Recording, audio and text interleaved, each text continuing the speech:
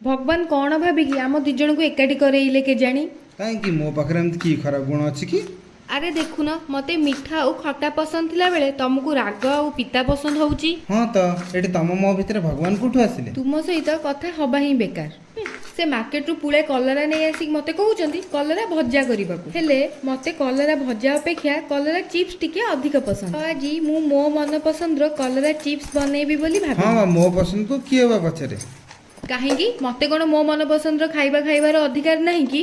मालो तू जहा इच्छा सेया करी खा हेले मो मुंड खाना छाड़ स्वामी को कथा को ध्यान न देकी आज बनइबा कलरा चिप्स। कलरा को एमिति गोल गोल करी काटी देकी सेथरे लूण पकेकी 10 रु 15 मिनिट ताको छाड़ी दबा। तापरे आवश्यक अनुसार हळदी गुंड धनिया जीरा और लंका गुंड पकेई सारला परे एथिरे 2 चम्मच बेसन और कॉर्नफ्लावर पकेई बिना पानी रे भल भाबरे गोळेई दबा। एठी मु कंचा लंका काटिकी पकेईची आपण चाहिले गोटा कंचा लंका भी पकेई परिवे।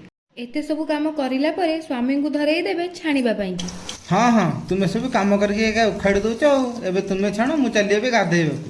स्वामी को ठारू एमिति कठोर वचन सुनिला परे चुपचाप लागी गली कलरा चिप्स बनइबा। करेई रे तेल गरम कर सारिला परे कलरा गुडी को टिके हाई फ्लेम रे तापरे टिके लो फ्लेम रे कड़ा करिकी छाणी देबे।